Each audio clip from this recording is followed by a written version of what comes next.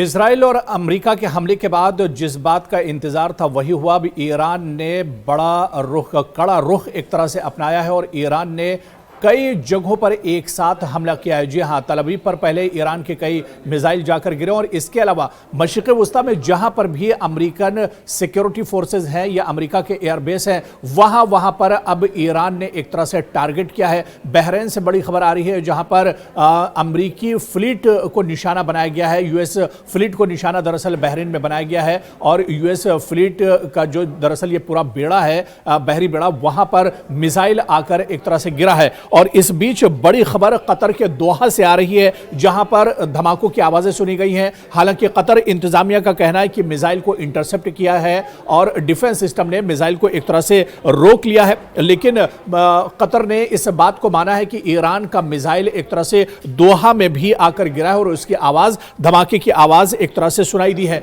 क्योंकि पूरे मशरिक़ वस्ता की अगर बात करें, यहां पर अमेरिका के सिक्योरिटी फोर्सेज के एयरबेस जितने भी अरब ममालिक हैं, जितने भी यहां पर छोटे छोटे ममालिक हैं, उन सभी ममालिक में अमेरिका के एयरबेस बने हुए हैं। और ईरान ने पहले ही कहा था कि अगर दुश्मन ने हमारी तरफ निगाह उठाकर देखी, दुश्मन ने अगर नापाक इरादा जाहिर किया या दुश्मन अगर हम पर हमला करता है तो फिर हम दुश्मन को नेस्तो नाबूद कर देंगे और मशरिक़ वस्ता में जहां जहां अमेरिका के एयरबेस हैं उन्हें एक तरह से खत्म कर दिया जाएगा। तो ईरान ने जैसा कहा था वैसा ही अब ईरान की तरफ से जवाब दिया जा रहा है।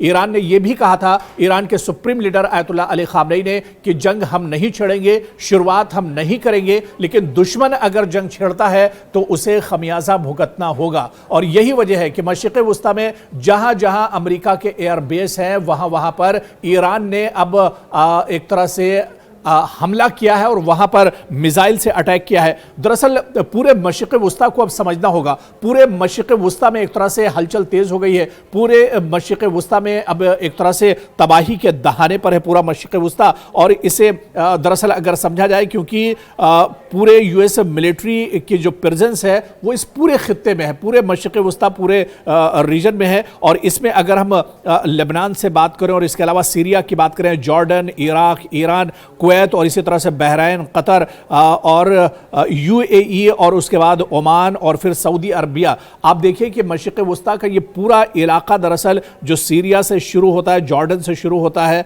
और पूरा घूम कर जो ऊपर से नीचे की तरफ आता है सऊदी अरब तक, इन तमाम ममालिक में दरअसल अमेरिका के सिक्योरिटी फोर्सेस के जवान यहाँ पर हैं और इसके अलावा अमेरिका के एयरबेस भी यहाँ पर मौजूद हैं। और ये एयरबेस दरअसल बहुत इंपॉर्टेंट एयरबेस हैं। कतर के एयरबेस के अल उदैद की अगर बात की जाए तो ये एयरबेस बहुत इंपॉर्टेंट है और पूरे मशरिक़ वस्ता का सबसे बड़ा अमेरिका का एयरबेस अल उदैद एयरबेस माना जाता है, जहां पर ईरान ने अटैक किया है। ईरान का मिसाइल यहां पर भी आकर गिरा है। इसके अलावा लेबनान में भी एक मिसाइल आकर गिरा है। सीरिया में भी जहां पर एयरबेस है वहां पर भी ईरान का मिसाइल आकर गिरा है। तो जिस तरह से ईरान ने कहा था कि वो कड़ा रुख अपनाएगा और दुश्मन को मुंह तोड़ जवाब देगा, ठीक उसी तरह से इजराइल और अमेरिका के हमले के बाद अब ईरान ने कड़ा रुख अपनाया है और ईरान की तरफ से अब लगातार जवाबी कार्रवाई हो रही है। यानी ईरान ने जो बात कही थी कि दुश्मन को तबाह बर्बाद कर देगा, सबसे ज्यादा अब जो परेशानी है वो इजराइल के साथ है, क्योंकि इजराइल ने अमेरिका के कहने पर यह हमला तो जरूर किया है, लेकिन अब मशरिक़ वस्ता में इजराइल एक तरह से फंसा हुआ है। आप जिस तरह से कुछ देर पहले खबर आई थी और बाकायदा इजराइल की डिफेंस मिनिस्ट्री ने भी इस बात की तस्दीक कर दी है कि तल अबीब और हैफा में ईरान के मिसाइल आकर एक तरह से गिरे हैं। यानी ईरान ने शुरुआती तौर पर इजराइल पर भी हमला कर दिया है। तकरीबन 100 मिसाइल एक साथ तेहरान से तल अबीब पर दागे गए हैं और ये मिसाइल एक तरह से गिरे हैं। तो ऐसे में ईरान के जो दो बड़े टारगेट थे, एक तो तल अबीब यानी इजराइल के दूसरे जो शहर हैं वो टारगेट पर थे और इसके अलावा पूरे मशरिक़ वस्ता में, पूरे मिडिल ईस्ट में जहां जहां अमेरिका के एयरबेस थे वो दरअसल ईरान के निशाने पर थे। और यही वजह है कि आज जब ये मुश्तरका अटैक ईरान के ऊपर किया गया है तो ईरान ने देरी नहीं की है पलटवार में और जोरदार तरीके से पलट वार एक तरह से ईरान की तरफ से किया गया है। ऐसे में अब परेशानियां इजराइल के आने वाले दिनों में बढ़ने वाली हैं। पूरे मशरिक़ वस्ता में जो अमेरिका के एयरबेस हैं वो भी एक तरह से उन पर खतरे की घंटी बज रही है। आप देखिए कि किस तरह से मशरिक़ वस्ता में पहले ही इराक का जो एयरबेस है अमेरिका का था, बहुत पहले से अमेरिका यहां पर अपना एयरबेस बनाया हुआ था, लेकिन जंग से ठीक पहले उसने अपना इराक का एयरबेस खाली कर दिया। सीरिया में अमेरिका का जो एयरबेस था, यहां पर भी अमेरिका के काफी सिक्योरिटी फोर्सेस के जवान थे। सीरिया का एयरबेस भी जंग से कुछ दिन पहले अमेरिका ने खाली कर दिया। दरअसल अमेरिका ने पूरे मशरिक़ वस्ता में जहां जहां अपने एयरबेस और यूएस की सिक्योरिटी फोर्सेस हैं उन्हें सेंट्रलाइज करने की कोशिश की है और सबको इकट्ठा किया गया है।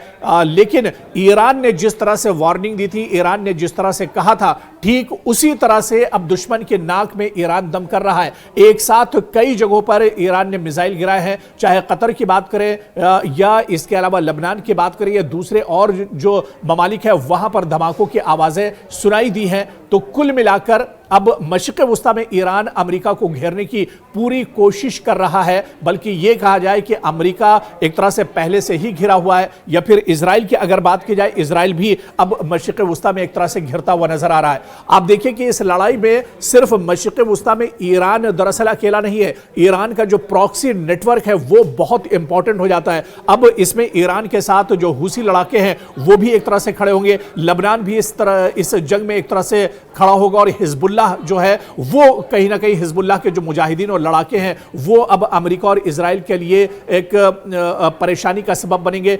इसी तरह से हमास की अगर बात की जाए वो भी परेशानी का सबब बन सकता है। इसी तरह से इराक में जो कुर्द मिलिशिया है वो भी कहीं ना कहीं ईरान के साथ इस लड़ाई में खड़ी हुई नजर आएगी। तो तमाम महाज पर ईरान भी एक तरह से मजबूत है। ईरान ने भी पूरी तैयारी दरअसल एक तरह से कर रखी है और ऐसे में अमेरिका और इजराइल ने हमला तो जरूर कर दिया है, लेकिन इस हमले के बाद अमेरिका और इजराइल को मशरिक़ वस्ता में किस तरह से परेशानियों का सामना करना होगा उसकी एक बहुत छोटी सी बानगी ईरान ने दे दी है। ईरान ने अमेरिका के कई एयरबेस पर एक साथ मिसाइल दागे हैं और इसके अलावा तल अवीव यानी इजराइल के अंदर भी ईरान ने पलक झपकते ही एक तरह से हमला कर दिया है। यानी इजराइल और अमेरिका की तरफ से इस जंग की शुरुआत तो जरूर की गई है, लेकिन यह जंग लंबी चलेगी और ईरान भी इस बार पूरी तैयारी के साथ मैदान में उतरा है।